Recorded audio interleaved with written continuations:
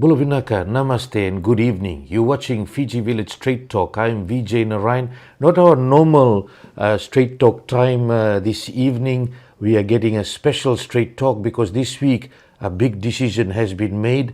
It affects Fiji, it affects our environment, and there were thousands of comments and concerns, and even you were messaging me a lot to ensure that we continue to follow on this, and we did follow on this. And getting the news yesterday that the proposed waste to energy project in Vuda was rejected by the Ministry of Environment. So our guest tonight is the Permanent Secretary for Environment and Climate Change, Dr. Sivendra Michael. Very busy man, about to fly out too. Dr. Michael, thank you very much for appearing on the show for our guests, for our listeners and viewers tonight. Most welcome, sir. Now, this has been one of the most watched environmental decisions in Fiji in recent history. A lot of comments, thousands of ordinary Fijians have raised their issues, signed petitions, churches have weighed in, experts raised alarm. We had the communities organized, we had the investor really pushing hard to make sure that they get the project be given a green light, and there was a major push that the proponents and their supporters were saying for the project to be approved based on Fiji's waste management crisis. Before we go into the technicalities, how has it been for you and your team? I know there's been a lot of pressure. Well, the team and everyone that has been involved in the process, right from the point of receiving the application to producing the terms of reference, to receiving the EIA report, the public consultations, the technical review committee. I just want to take my hats off to the team, the director, the entire EIA unit. They have worked immensely hard, most late nights, at a time when we are away from our family for long times, sacrificing our weekends, even public holidays, working through those times to ensure that the reports are finalized and sent back to the technical review committee so that they have enough time to comment after every of the meetings that we have had. And then, of course, after the conclusion of the final meeting, we had our director who lost her mom.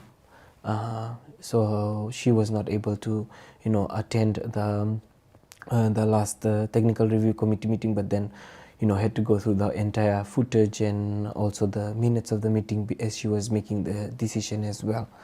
And so, I think, many people don't understand how much time and energy is, which is part of our job. It's our responsibility, but, it's not a 8 to 5. It's not, you're up and go. You are, reading continuously, researching as well, the grey literature as well as the literature that's out there. Some of the studies that we read went all the way back to the 1940s, and some of the case studies and literature that we were going through in terms of, the profile of the land and so forth, yeah. For you personally, what was the weight on you personally, on you and your family? Yeah, I think, when the process started, there was just a lot of keyboard warriors that really took things out of proportion. And what I did not appreciate was, using my family's photos and my photos, calling us, just an economist and whether we are fit to run the ministry. Whether they understood us as a person and what the role of the permanent secretary is in the ministry. This was really uncalled for, given that they only came to talk about the process when this process has been there for decades. And then personalizing an individual and their family, that's really the kind of public that we have to deal with. And, it's for adults like us, we are able to handle it. But, you think of the kids and the photos that you're putting. That's not how Fiji should be. That's not the Fiji that I grew up in. And that's the Fiji we are becoming in the social media space. It's very toxic. It's not pressuring for us at all. We don't have any obligation to respond to any social media comments or responses. That's why you won't see me. But that was one comment I responded to. Like, you do not know whether what type of economist I am. There's branches of economics. Do you even understand that? There are resource economists, there are environmental economists, right? This one individual said, I'm not fit to be a person that is leading the ministry. Do you know that I went through multiple rounds of interview and I competed equally for this job, and it is a merit-based position. I'm not appointed by someone just, of preference. I went through the entire process. I went through the exams. I left my job in the UN to come and work for the Fiji government. Those are important considerations that needs to be made before you start, taking the keyboard at your own pace and thinking you can make all of these assumptions about an individual. That is quite disappointing. Yeah, and I know personally as well, think there was a comment on someone that knew the process, knew very well in and out of the process, is how can the PS be doing another master's? Well, can't I study on a Sunday? Can't I study on a weekend? Can I not write a thesis? Is this outside? Can I not have any room to grow into the space? I mean, if I'm doing something in my own field that is going to advance me and help me making these decisions, I should only be able to progress. You should be only happy that we have, learned people in these roles to be making these decisions. And I think those kind of remarks is what Fiji really needs to improve on. A very targeted personal attacks, and it's unfortunate that even your kids were being targeted. It's quite unfortunate, and I know that in the online safety space, there's consultations underway on the law itself. We will definitely see that a lot of changes and enforcement is taking place in that direction. Now let's talk about the rejection of the EIA report by the Next Generation Fiji Limited. There were a number of legal and technical standards that were not met. For people watching this or listening to this tonight, what exactly was missing from TNG's submission? Well, they were through the TRC process, the Technical Review Committee review process, following the closure of the public consultations on 18th to the 20th, we formed the Technical Review Committee. The director appoints the TRC members. And then through that process and the desktop analysis, there were around 21 identified foundational gaps.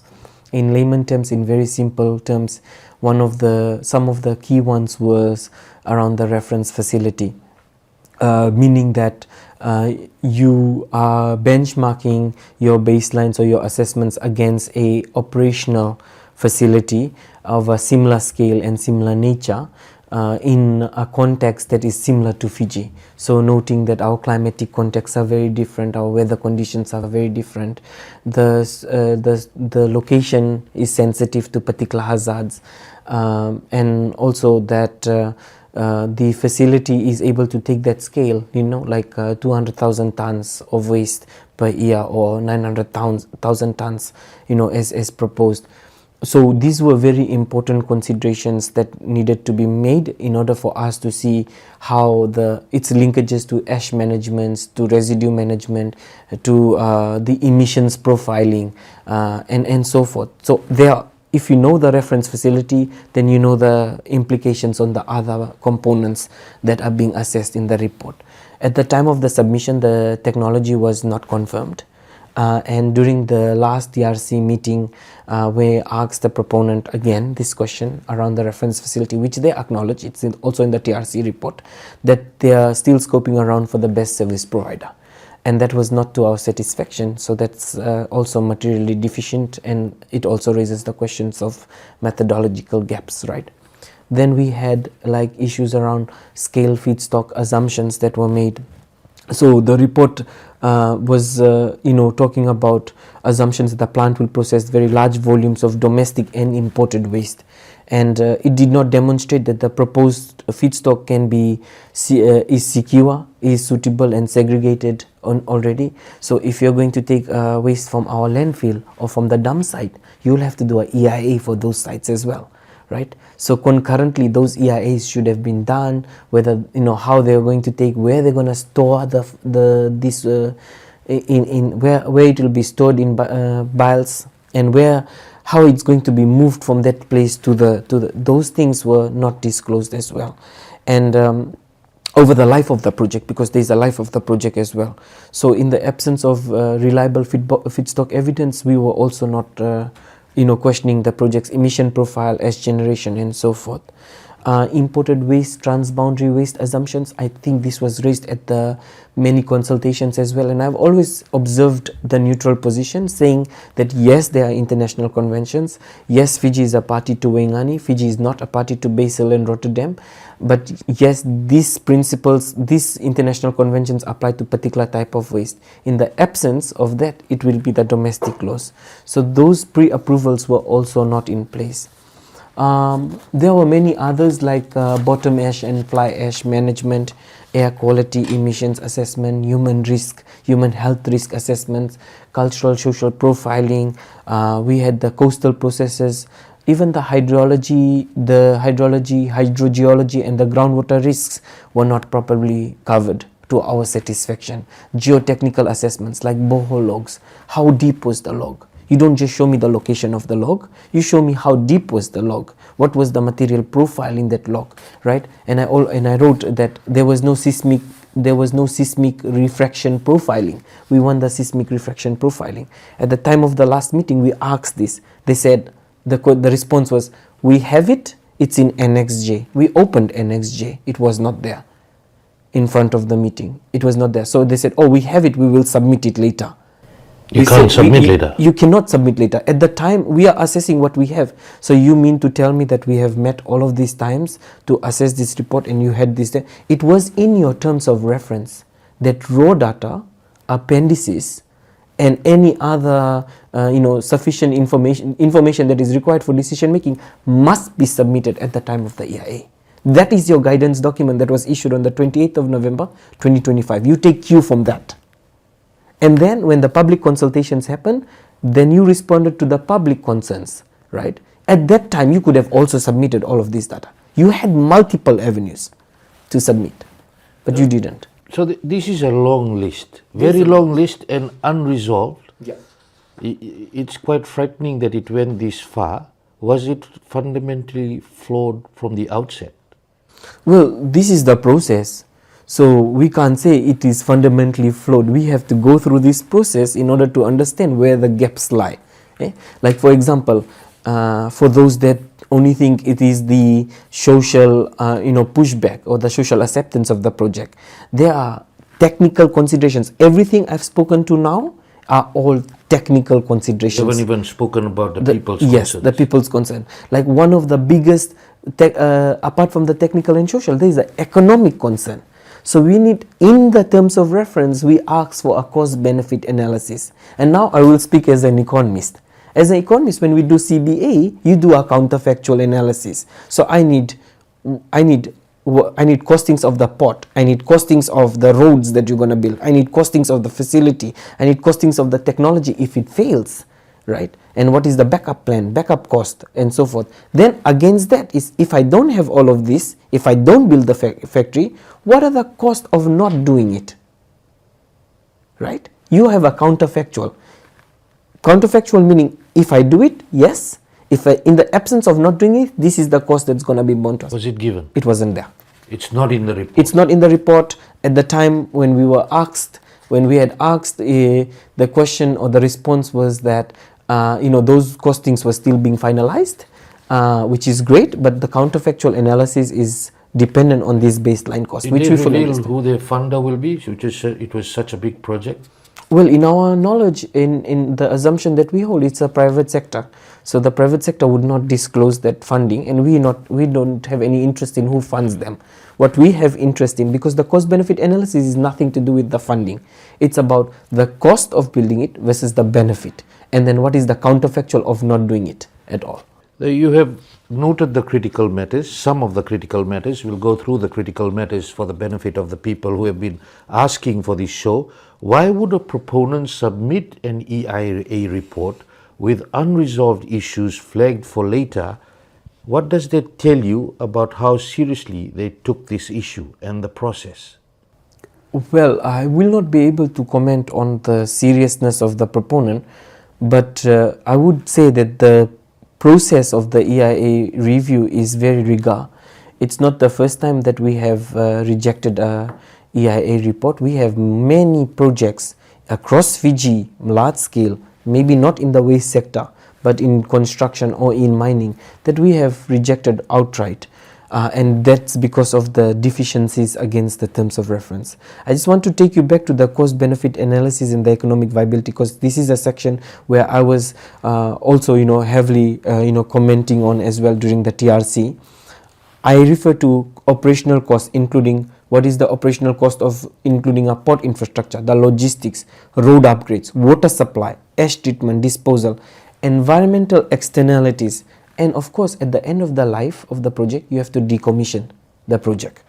Public health impacts, all of these were either omitted or inadequately addressed. The claim that the project will generate cheap electricity was not substantiated by a complete and transparent economic assessment, meaning what is the counterfactual of this? Now help us understand. You said you're not against investment. You have to have that balance. Yeah. How important is that? And if another investor comes in with all the boxes ticked in the way you want it ticked, you would still go ahead? Because it's based on process, right? The law is the law, Mr. Vijay. We have to assess the application. We have to go through the entirety of the process in order for us to make a decision whether this project is environmentally, socially and economically viable before we make a decision. And I think it's that respect to the process, whether the baselines are correct, whether the methodology is correct, whether they have given a mitigation plan, because apart from the EIA, they have to also submit a EMP with it in terms of the operations of this kind. EMP is environmental management plan. So that's on the operation side. So you can do the EIA report, but to operate the plant you need the environmental management plan or operational environmental management plan. And when those things are missing in the entirety of the report, then of course we cannot proceed. But now what's good is with the Environmental Management Act being amended, under section 31(3) of the law, it says that the director either approves with or without conditions or rejects. So let's talk about TNG, the next generation, the proponent of this proposed project.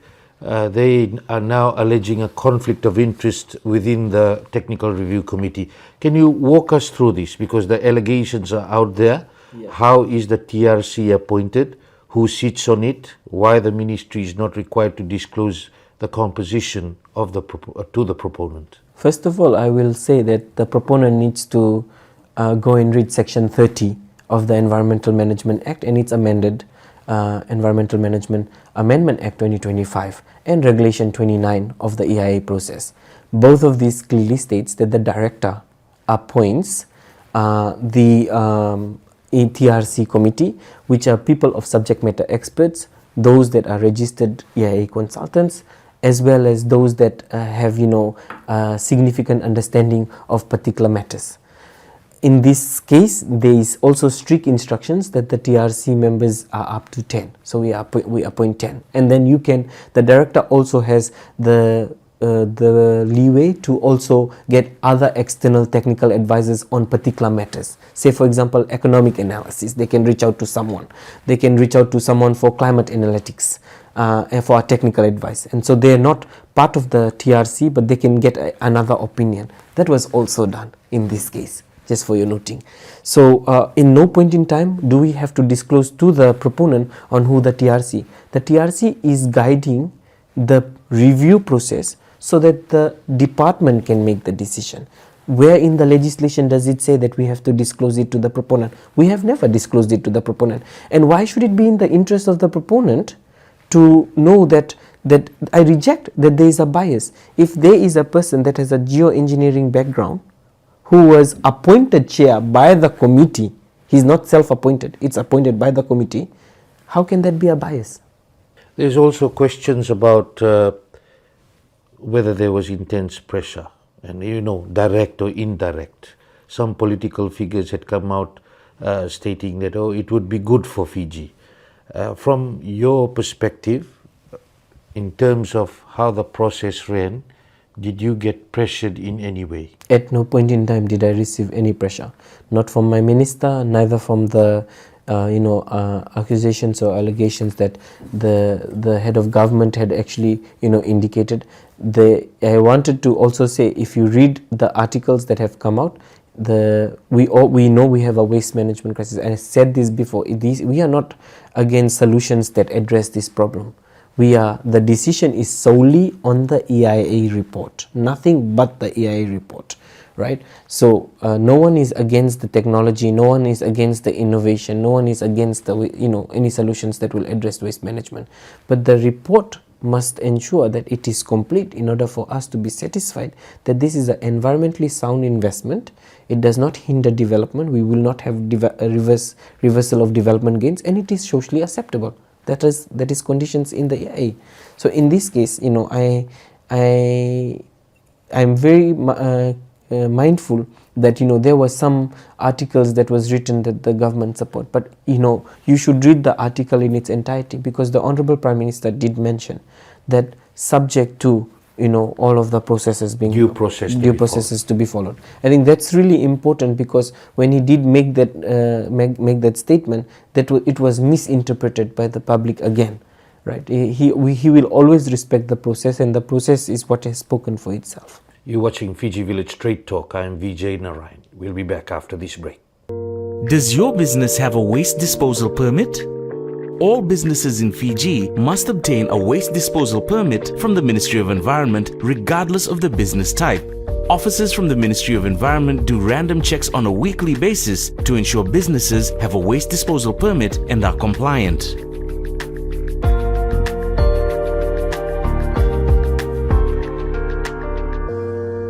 Exemptions may also be requested from the Ministry of Environment. Welcome back. You're watching Fiji Village Straight Talk. I'm Vijay Narayan. Our guest tonight is the Permanent Secretary for Environment and Climate Change, Dr. Sivendra Michael, and we're talking about the rejection of the proposed project in Vuda, the Waste to Energy project. The proponent, TNG, has until 3rd of July to appeal. Yes. If they do appeal, they will be definitely going through a process to the Environmental Tribunal and potentially all the way to the High Court. It could be a lengthy legal process. They've also claimed that they did not get enough time to respond. Are you ready for all of that? And did they get enough time to respond? Yes, first of all, I reject that accusation that they did not have enough time to respond or prepare. We do not send out the questions in advance of the meeting, the TRC meeting. So at the last TRC meeting, they were called to present on the report. They identified or looked at how they addressed the public concerns, and at that time the entire team of experts that worked on each of the components were connected virtually. So we also accommodated that. So we had more than about 10 people online, including Mr. Ian Malouf himself, as well as the team that was physically present in the room. In that process, we already sent the agenda, and the agenda clearly indicated that questions and answer sessions on the EIA report. The purpose of that session is to allow the proponent to answer questions on the gaps that was addressed in the report. So if you get a response that this is going to be done in the future, or we have done it and we can submit it, we keep coming back to say that the report is assessed on what was submitted in March. Nothing after that is being submitted will be considered, right? So you can submit the responses, we can look at it, but the entirety of the process was the end of the process.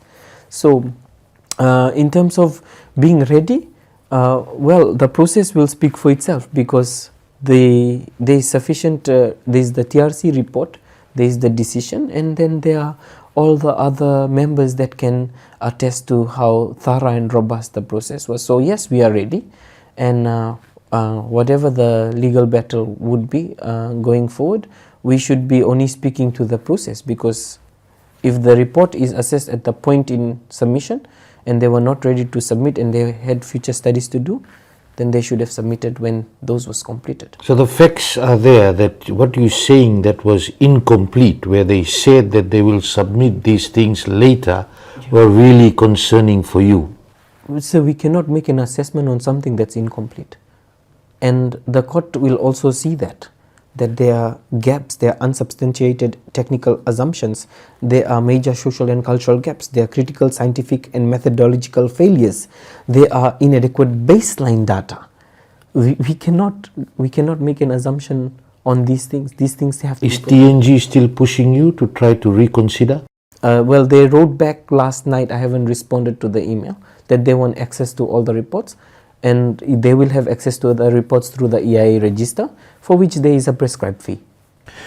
Now, some will argue, and TNG may well argue, that the goalposts were shifted, it was not a fair process. They've already said that the TRC is biased. How do you respond to that? I reject. The TRC process was, I sat in every TRC meeting, I attended every TRC consultation. The conversations that was happening was purely on the report and the entirety of the report and its annexes.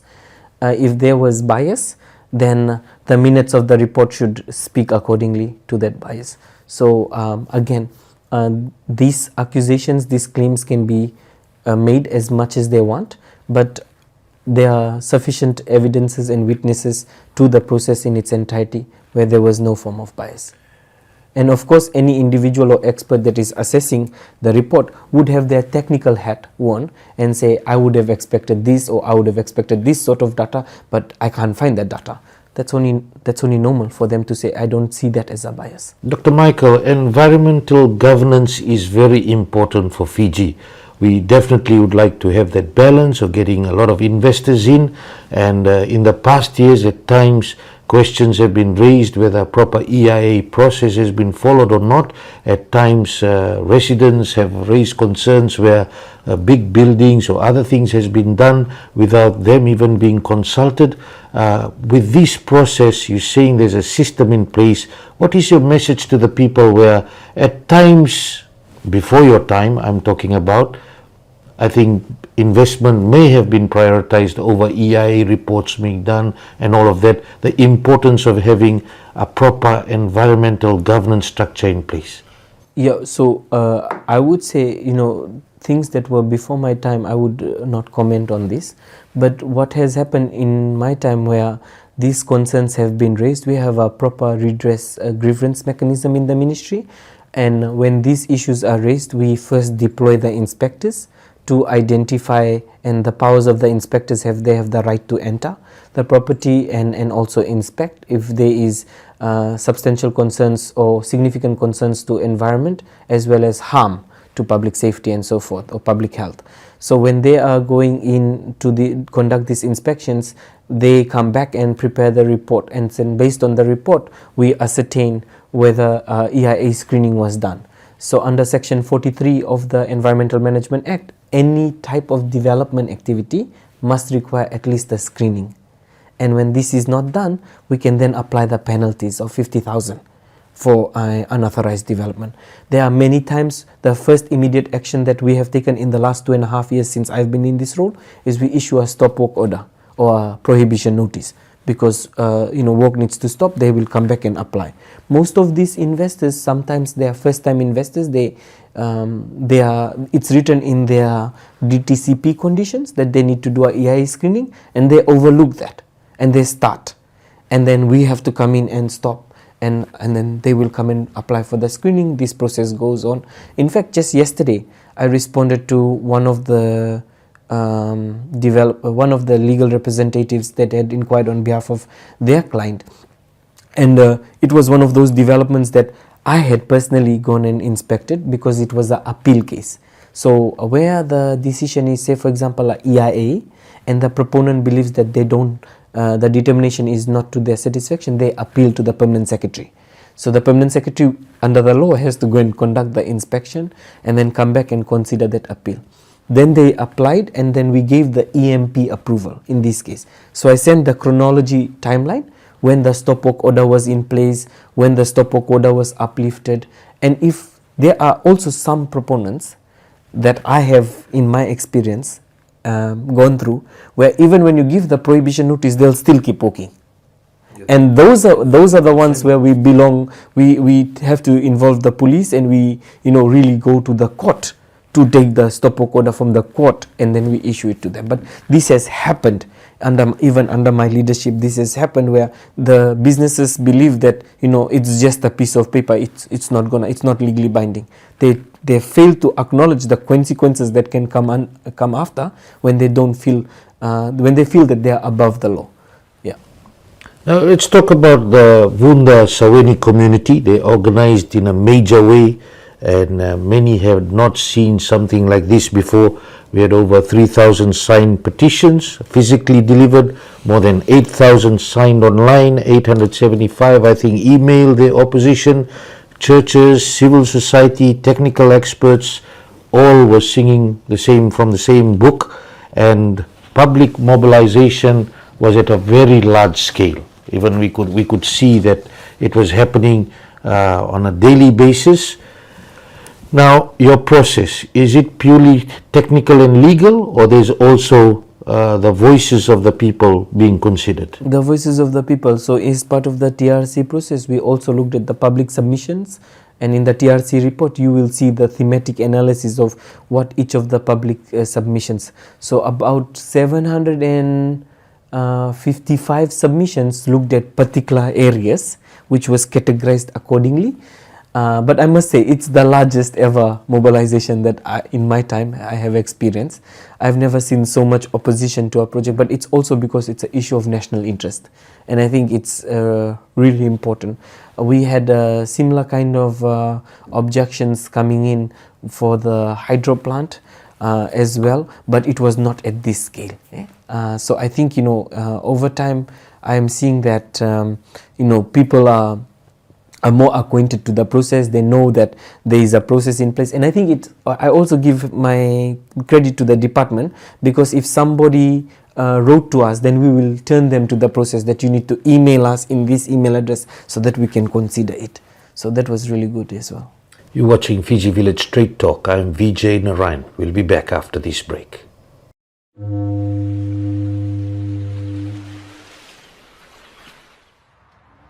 Every day, thousands of Fijians turn to one place to know what is happening, for the stories that matter, for the moments that bring us together, for the news you trust.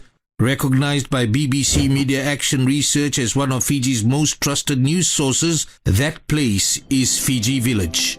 And because Fiji keeps moving, so do we. We've listened to how you read, watch and listen. What you love, what you want more of, and what could simply be easier. And now the wait is over. The new Fiji Village website is now live. Built with you in mind, made smarter, made faster, made for the way you connect with us every day. No more searching for your favorite videos. Watch Now brings everything together in one place, ready when you are.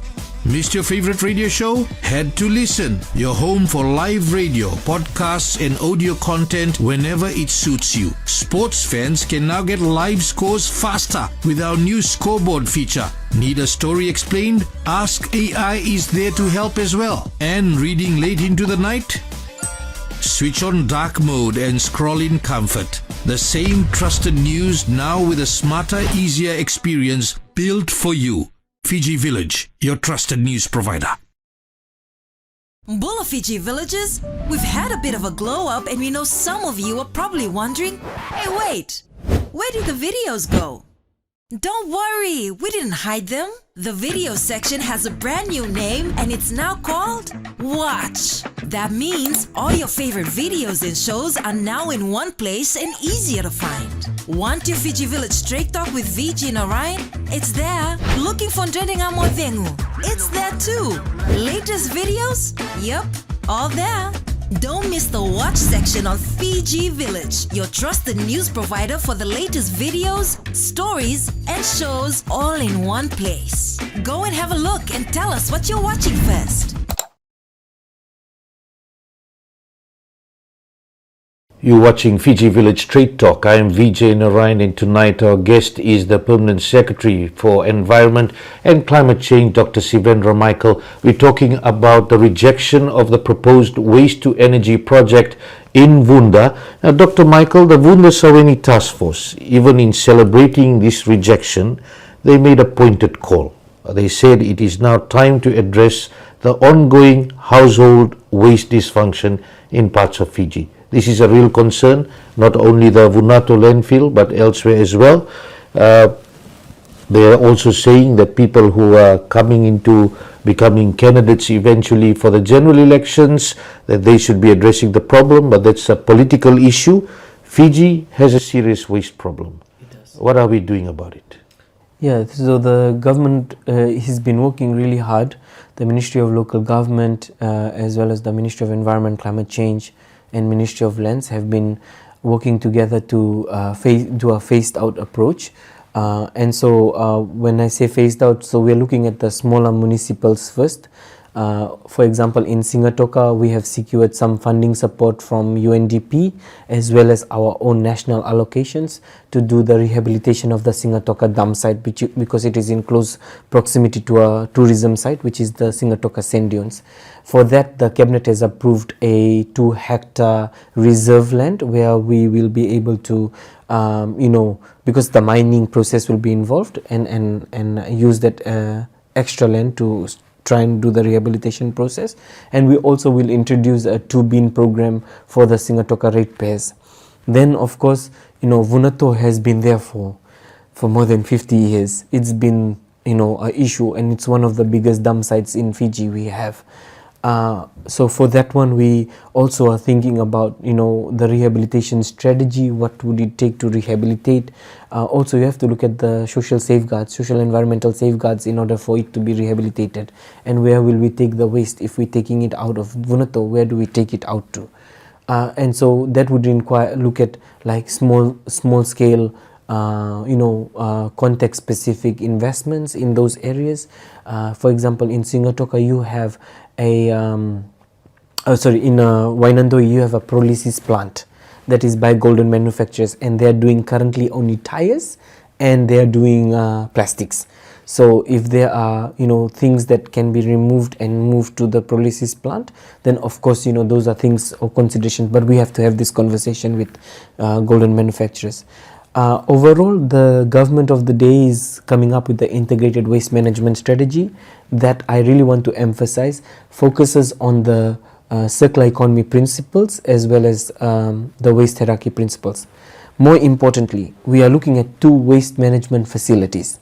One in the west, which is been in conversation. It's currently at the TOR stage, where we are going to be expressing a TOR. I say waste management facility, not landfill, because it will have the segregation at source, and then whatever cannot be segregated, recycled or reused, it goes to the landfill. So green waste, e-goods, so forth, and then it goes to the landfill. And then we have the same thing under the Navualiku project for the north. So Navualiku project under the Ministry of Tourism and Cultural Heritage, they have Ministry of Tourism and Civil Aviation, they are also looking at the upgrade of the Savu airport as well as the Savu landfill, so the current dump site. So they want a waste management facility there. They actually already have gone through the terms of reference stage. They will also be going through the tender process as well. So they are in the National Anti-Litter campaign. Component 3 talks about the national infrastructure that we need to address the waste management crisis, because communities have also come to us and say, what about informal settlements? That's also a very important consideration, because where we don't have ratepayers, where we don't have collection services, how can we address this? So I think we have a whole of government approach to this.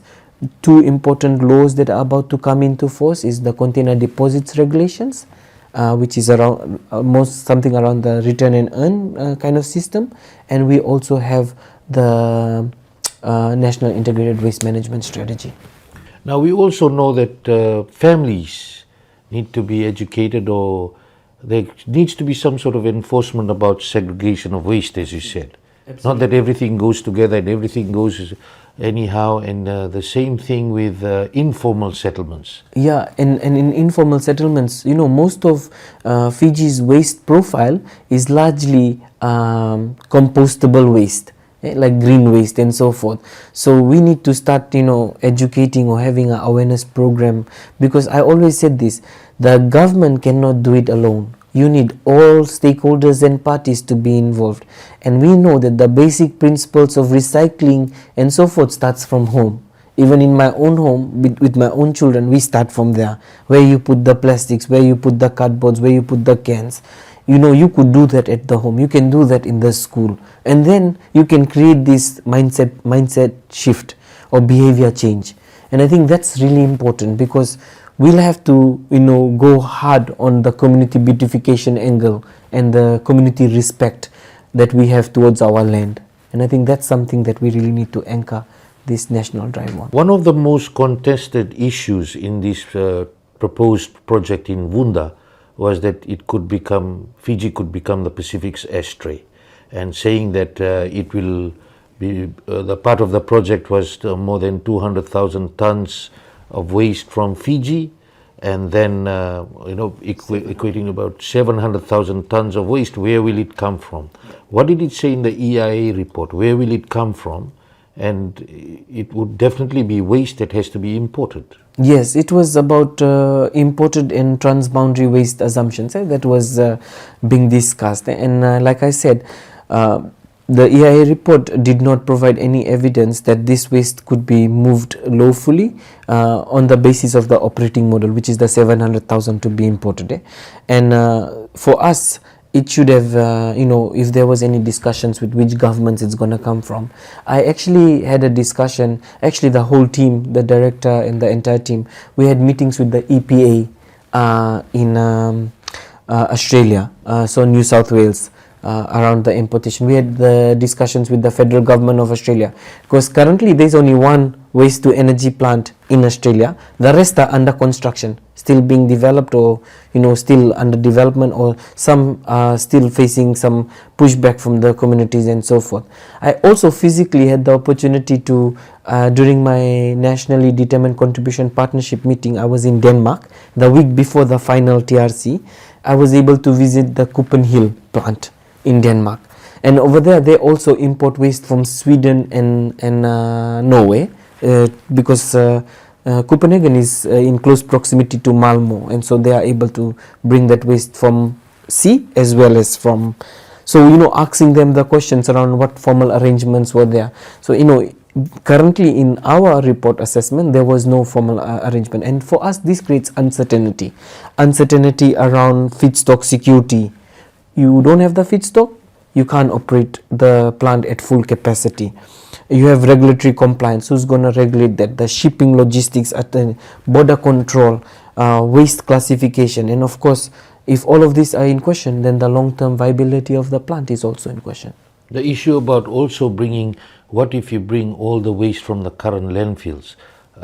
Can that be done just like that environmentally? No, it cannot be done. My answer to that question is absolutely not, because the landfill also has a mixture of waste, right? So it's the wet waste and the dry waste that's gone. So if you're only going to take the dry waste and leave the wet waste, then the waste composition that keeps the landfill from the desalging process and so forth, it's also, and remember, if you need to take waste from the landfill, it needs to be mined.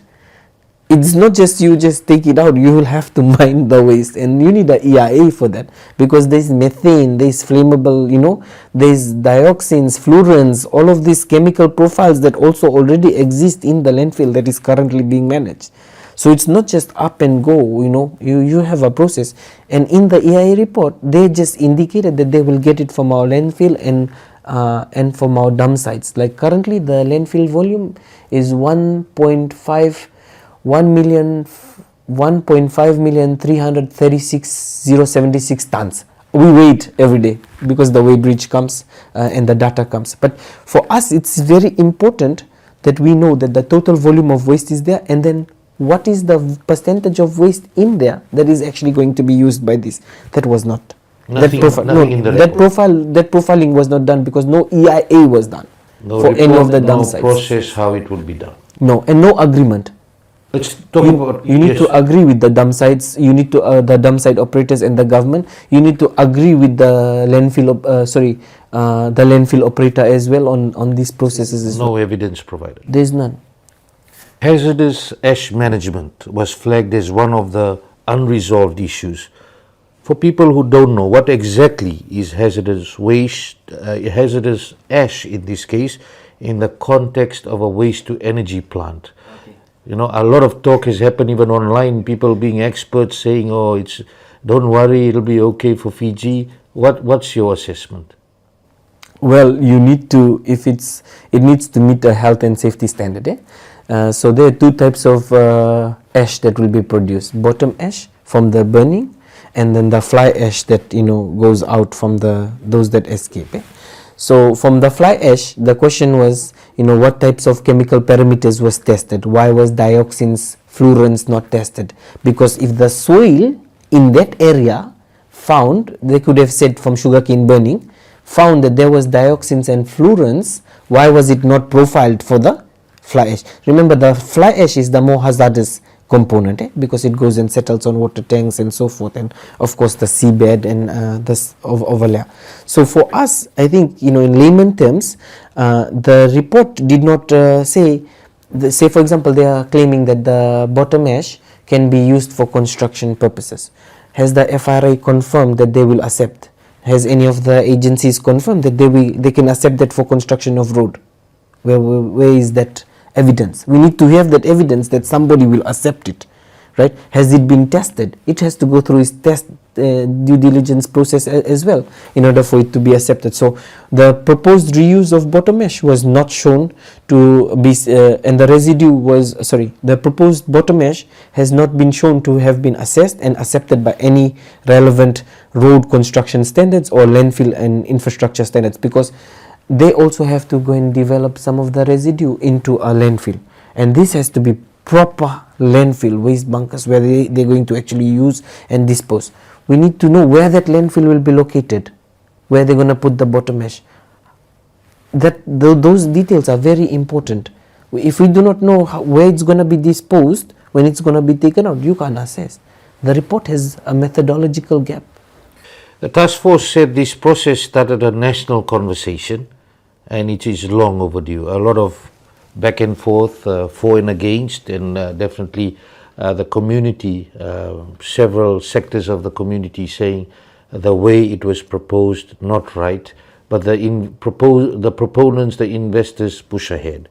Do you agree, as the Permanent Secretary of Environment, that this national conversation is good for Fiji? And what do you want this national conversation to actually produce?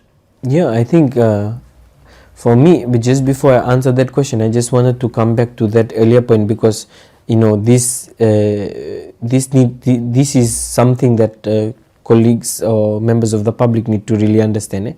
At the time, again, I've said it before, when we are not able to assess the report, if they say future studies or future commercial arrangements is going to arrange for something, we cannot take that at face value during the assessment process. I just wanted to put that on the record.